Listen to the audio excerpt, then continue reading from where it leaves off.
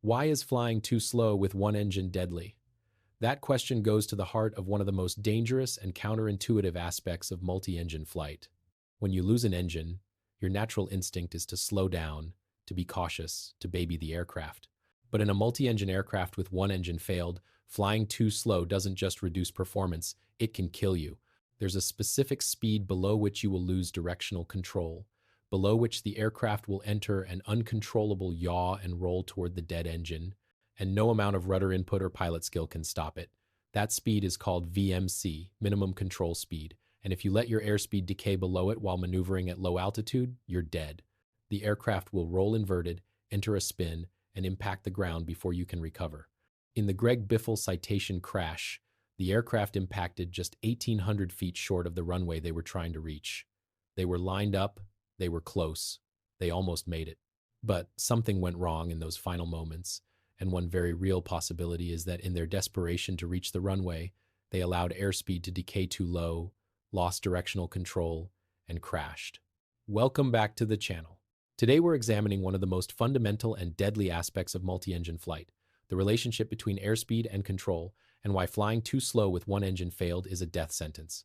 Let's start with the physics, because understanding why slow flight with asymmetric thrust is deadly requires understanding some fundamental aerodynamics. When both engines on a twin-engine aircraft are running normally, producing equal thrust, the forces are balanced. Thrust from the left engine is equal and opposite to thrust from the right engine. The net result is thrust pushing the aircraft forward with no yawing moment, no tendency to turn. The aircraft flies straight. You need very little rudder input to maintain coordinated flight. Everything is balanced and normal. Now, what happens when one engine fails? Let's say the right engine fails completely, producing zero thrust. Now you have thrust from the left engine and zero thrust from the right engine. That creates an asymmetric thrust condition. The left engine is producing thrust on the left side of the aircraft, trying to push the left side forward. This creates a yawing moment, a rotational force around the vertical axis. The aircraft wants to yaw, to turn, toward the right, toward the dead engine. To counteract this yawing moment, you must apply rudder. Specifically, you must apply left rudder, deflecting the rudder to the left, which creates an aerodynamic force on the tail, pushing the tail to the right, which rotates the nose to the left, which counteracts the asymmetric thrust, trying to rotate the nose to the right. If you apply enough rudder, if the aerodynamic force from the rudder is strong enough, you can balance the asymmetric thrust and keep the aircraft flying straight. But here's the critical thing most people don't understand. The effectiveness of the rudder depends on airspeed. The rudder is an aerodynamic surface. It produces force by deflecting airflow. The amount of force it produces is proportional to the dynamic pressure of the air flowing over it, and dynamic pressure is proportional to the square of the velocity. In simpler terms, the faster you're flying, the more force the rudder can produce. The slower you're flying, the less force the rudder can produce. At high airspeeds, the rudder is very effective. At low airspeeds, the rudder is much less effective. There's a specific airspeed below which the rudder, even when fully deflected, cannot produce enough force to counteract the asymmetric thrust from one engine operating and one engine failed. That speed is called VMC, minimum control speed, sometimes also called minimum controllable airspeed with one engine inoperative. Below VMC, you cannot maintain directional control. Period. It doesn't matter how skilled you are as a pilot. It doesn't matter how hard you push on the rudder pedal. The aerodynamic force the rudder can produce at that airspeed is simply insufficient to counteract the yawing moment from the asymmetric thrust. The aircraft will yaw toward the dead engine. As it yaws, the relative wind strikes the fuselage at an angle, creating additional yawing moment in the same direction. The yaw accelerates. As the aircraft yaws, it also begins to roll toward the dead engine. This happens because the upwind wing, the wing on the side of the operating engine, has a higher effective airspeed than the downwind wing, so it produces more lift, causing a roll toward the dead engine side. Additionally, the yaw creates a side slip, where the aircraft is moving somewhat sideways through the air, and the vertical stabilizer acts like a wing in that condition, producing a force that contributes to the roll. Within seconds, you've gone from straight and level flight to a yaw and roll toward the dead engine that you cannot stop. If you're at altitude, you can recover by immediately reducing power on the operating engine to zero, which eliminates the asymmetric thrust and allows you to regain directional control Then you can establish a glide or carefully add power back while maintaining adequate airspeed. But if you're at low altitude, if you're 500 feet above the ground or 1,000 feet above the ground, you don't have altitude to recover. By the time you realize what's happening and react, you've rolled past the point of no return. The aircraft enters an accelerating descent, often in a spin, and impacts the ground. This sequence has killed hundreds of pilots over the decades. VMC is not a theoretical concept. It's a specific, demonstrated, published speed for every multi-engine aircraft. For the Cessna Citation 2, VMC is approximately 95 knots depending on configuration, weight, and altitude. That means if you're flying the Citation with one engine failed and you allow your airspeed to drop below 95 knots, you will lose directional control. Not might lose control, will lose control. It's not a matter of skill or experience, it's a matter of physics. The aerodynamic forces simply don't balance anymore. This is why multi-engine training emphasizes maintaining airspeed above VMC as an absolute non-negotiable requirement when operating with an engine failure. It's why the V speeds, the critical speeds, are memorized and briefed before every flight. It's why simulator training for engine failures focuses extensively on recognition and proper airspeed management. Because if you let airspeed decay below VMC, especially while maneuvering at low altitude, you're going to die. Now let's talk about how this relates to the Greg Biffle accident. We know from the limited tracking data that the aircraft was maneuvering back toward the airport after the apparent engine failure. They were at low altitude, approximately 2,000 feet or less. They were attempting to line up with runway 28. The final ADS-B data point shows them low and apparently on approach. Then, 30 seconds later, impact 1,800 feet short of the runway. What happened in those final 30 seconds? We don't know for certain yet, but we can construct scenarios based on what commonly happens in similar accidents. The crew is trying to reach the runway. They're low. They're concerned they might not make it. They're stretching the glide, trying to get every last bit of distance out of the aircraft. To stretch a glide, to maximize your glide distance, you want to fly at the best glide speed, which for most aircraft is somewhere in the range of best L over D, the speed where lift-to-drag ratio is maximized. But there's a conflict here.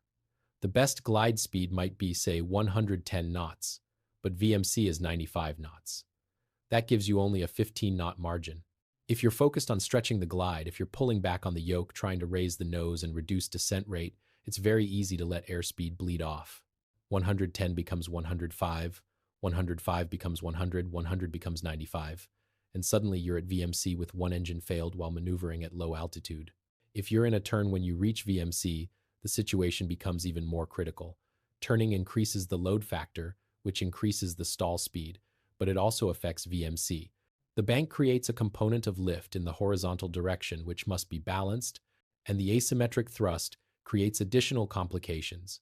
The effective VMC in a turn can be higher than VMC in wings level flight.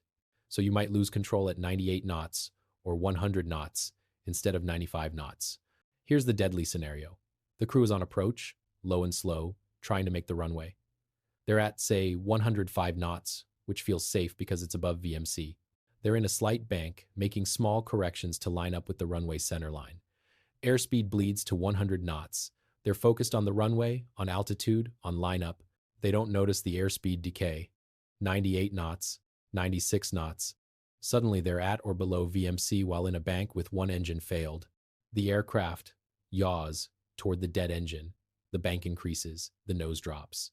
The crew reacts by pulling back on the yoke, but that increases angle of attack, which increases drag, which further reduces airspeed, which further reduces rudder effectiveness. They're in a departure from controlled flight. At low altitude, there's no time to recover.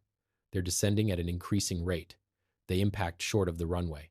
This sequence takes perhaps 5 to 10 seconds from the initial loss of directional control to ground impact. Not enough time to diagnose what's happening and execute a recovery, especially if the crew doesn't immediately recognize they've entered a VMC loss of control situation. This scenario fits the facts of the accident. Low altitude approach, impact short of runway, apparent attempt to reach the runway that came up just short. It's consistent with a loss of directional control due to airspeed below VMC in the final moments of the approach. We won't know for certain until the NTSB releases their findings, but it's a very plausible explanation for why they came up 1,800 feet short when they were apparently lined up and almost there. Now let's talk about why pilots allow airspeed to decay below VMC when they know it's deadly. The answer is that it happens gradually and insidiously, especially when you're task saturated and focused on other things.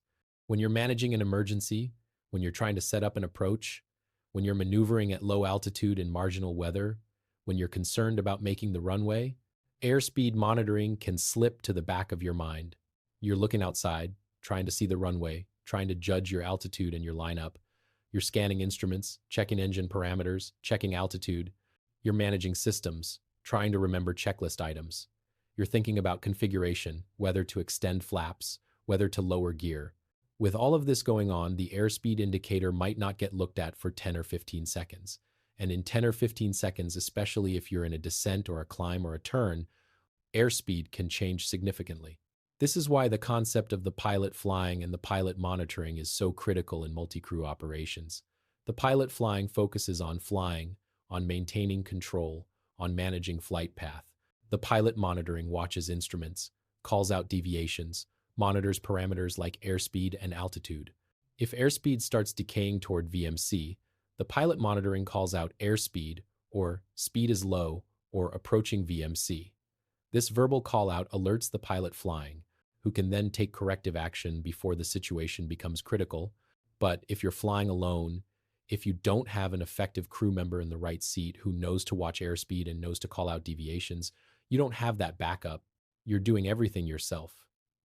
And when you're task saturated, when you have more things demanding your attention than you can effectively manage, something gets dropped. Often, what gets dropped is the scan, the continuous monitoring of critical parameters like airspeed. This is especially problematic in aircraft like the Citation, which are certificated for single pilot operation under certain conditions, but which really benefit from having two qualified pilots. A pilot operating under single pilot rules legally, meeting all the requirements, might still be at significant disadvantage in an emergency compared to having a second qualified pilot who can share the workload. If the person in the right seat on the Biffle flight was not qualified or experienced enough to effectively monitor instruments and call out deviations, Dennis Dutton would have been flying alone from a crew resource management perspective. He would have been trying to fly the aircraft, manage the emergency, set up the approach, monitor all instruments, make all decisions, all by himself. Under those conditions, especially at low altitude in marginal weather with the stress of an emergency, allowing airspeed to decay without noticing is entirely plausible. Let's talk about another aspect of this that makes low-speed flight with asymmetric thrust so dangerous. As you slow down, not only does the rudder become less effective, but the aircraft also becomes less stable and more susceptible to upsets. At high speeds, the aircraft has inherent stability. If you get into a slight yaw or bank, the aerodynamic forces tend to restore the aircraft to coordinated flight. At low speeds, especially near stall speed or near VMC, this stability is much reduced. Small deviations can rapidly become large deviations. Additionally, as you slow down, your margin between VMC and stall speed decreases. For the Citation, VMC is around 95 knots. Stall speed in landing configuration might be around 80 to 85 knots depending on weight. That gives you only a 10 to 15 knot margin between losing directional control and stalling. This is an incredibly narrow speed range to operate in. If you're trying to fly as slow as possible to stretch your glide and make the runway, you're operating in that narrow margin between VMC and stall. Any gust, any distraction, any momentary inattention, and you can depart controlled flight in either direction. Too slow, and you stall. Too slow with asymmetric thrust, and you lose directional control. This is why the recommended technique for single-engine operations is to maintain a speed well above VMC, typically VMC plus 10 or 15 knots minimum. This gives you margin. It ensures the rudder has adequate authority. It keeps you well clear of the loss of control regime, but maintaining that speed requires discipline, especially when you're low on altitude and desperate to make the runway. The temptation to slow down, to stretch the glide, to pull back and try to get just a little more distance is enormous. In airline operations, there are procedures and callouts specifically designed to prevent this. Standard approach speeds are briefed, minimum speeds are established. The pilot monitoring calls out speed if airspeed drops below the target. The approach is abandoned if parameters go outside limits. There's structure and discipline and multiple layers of protection against allowing airspeed to decay to dangerous levels. In Part 91 operations, especially with minimal crew coordination, those protections may not exist. The decision to slow down, to try to stretch the glide, might be made in the moment without adequate consideration of the risks. And once airspeed has decayed below VMC, once you've lost directional control, it's often too late to recover, especially at low altitude. There's another factor we need to consider, and it relates to the configuration of the aircraft. When you're on approach, you need to configure the aircraft with gear down and flaps extended at some point. But extending gear and flaps increases drag, which decreases airspeed if power isn't increased to compensate. With one engine failed, you may not have enough excess power to compensate for the drag increase. The standard procedure is to delay gear and flaps until you're sure you have the runway made, until you're high enough and close enough that you're definitely going to make it. But if you're uncertain, if you think you might just barely make it, the decision about when to configure becomes critical. Extend gear and flaps too soon and the drag might cause you to come up short. Don't extend them and you're trying to land fast and clean, which requires a lot more runway. If the Biffle crew extended gear early, trying to configure for landing while still uncertain whether they would make the runway, the drag increase could have caused a significant airspeed decrease. If they were already slow, that additional drag pushing them below VMC could have been the trigger for loss of control. Alternatively, if they delayed gear extension, trying to preserve airspeed and glide performance, they might have been fast and unstabilized on final, which creates its own set of problems. This configuration management decision is yet another task demanding attention and cognitive resources. Do we put the gear down now or wait? What about flaps?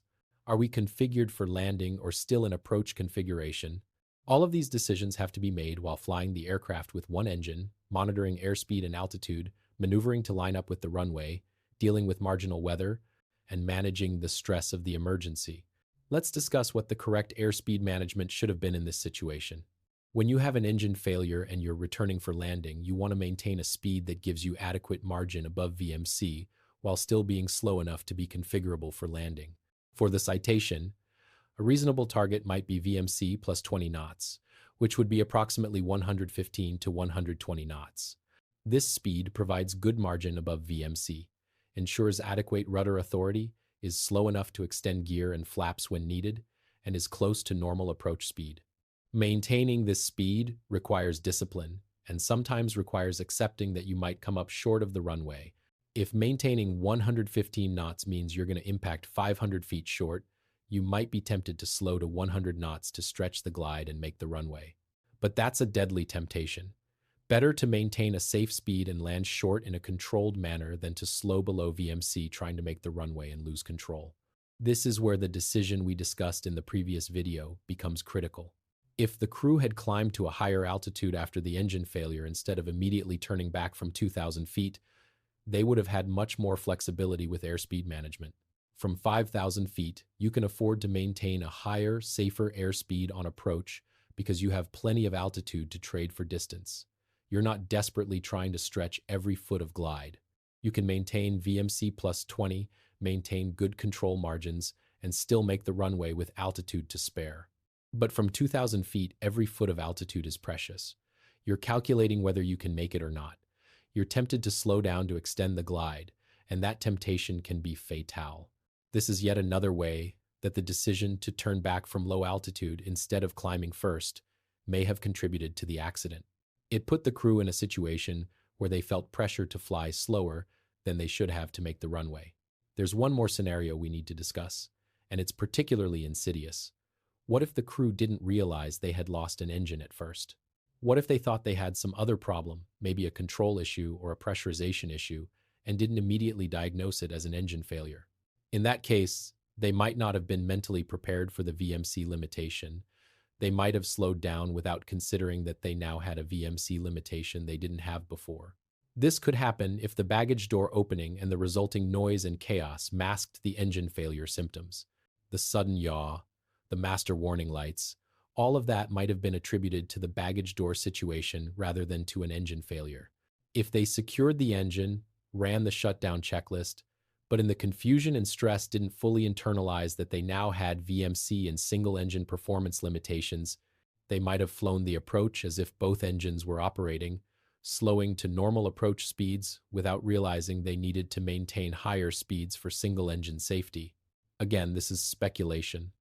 The CVR will tell the NTSB exactly what the crew knew and when they knew it. But it's a scenario that has occurred in previous accidents where crews were dealing with multiple simultaneous problems and didn't correctly diagnose or prioritize them. Now let's talk about what should have been done differently. First and foremost, airspeed discipline. When you have an engine failure, airspeed becomes your most critical parameter. You must, absolutely must, maintain speed above VMC plus a safe margin. This takes priority over almost everything else. You maintain that speed even if it means you're going to land short. You maintain that speed even if it means a higher descent rate than you'd like. You maintain that speed because if you don't, you're going to lose control and die. Second, crew coordination. If there's a qualified pilot in the right seat, their primary job should be monitoring airspeed and calling out any deviations. Speed is 110, speed is decreasing, approaching VMC. These callouts keep the pilot flying aware of the airspeed trend and allow corrections before the situation becomes critical.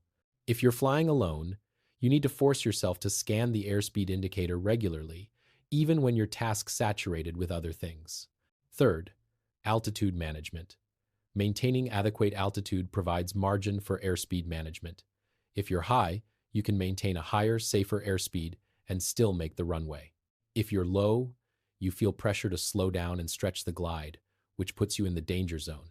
This circles back to the earlier decision about whether to climb after the engine failure or turn back immediately.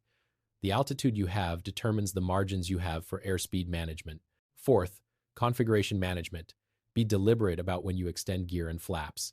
Don't extend them until you're certain you have the runway made. The drag increase can significantly reduce your airspeed and glide performance. It's better to land fast and long than to configure early and come up short because the drag killed your airspeed and you lost control. Fifth, decision-making about where to land. If you're uncertain whether you can make the runway while maintaining safe airspeeds, consider landing somewhere else. A controlled landing in a field or on a road at a safe airspeed has a much higher survival rate than an uncontrolled crash short of the runway after losing directional control due to slow airspeed.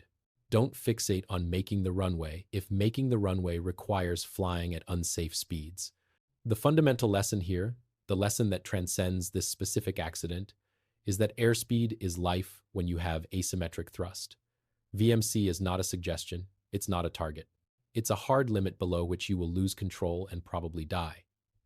You must maintain speed above VMC, preferably well above, and you must make that your top priority even if it means accepting other compromises. This is counterintuitive because in normal flight, slowing down is often the safer choice. Engine problems? Slow down. Approaching a runway? Slow down. Trying to stretch a glide? Slow down. These are normal instincts that work in most situations. But with asymmetric thrust, with one engine failed, slowing down kills you. You have to override that instinct. You have to maintain speed even when everything in you says to slow down. This is why training is so critical. You need to have practiced single-engine operations enough that maintaining speed above VMC is automatic, ingrained, instinctive. When the real emergency happens, when you're stressed and task-saturated and running out of altitude, you need to automatically maintain that speed without thinking about it. If you have to consciously remember to check airspeed, consciously remember that you need to stay above VMC, there's a good chance you'll forget in the heat of the moment. The Greg Biffle accident may or may not have involved a VMC loss of control. We won't know until the NTSB releases their findings. But the fact that they came up just short of the runway, the fact that they were low and apparently struggling in the final moments, is consistent with the possibility that airspeed management was a factor. And regardless of whether it was a factor in this specific accident, it's a critical lesson that every multi-engine pilot needs to internalize. Flying too slow with one engine is deadly. VMC is real. It's not theoretical. It's not just something for check rides. It's a hard physical limit that will kill you if you violate it. Maintain your speed. Stay above VMC plus a margin. Make that your absolute priority. Everything else is secondary to maintaining control of the aircraft. If you have to land short to maintain speed, land short. If you have to land somewhere other than a runway to maintain speed, do it. But don't, ever, let your airspeed decay below VMC with asymmetric thrust at low altitude, because if you do, you're dead. That's the lesson. That's what we need to remember. Thanks for watching.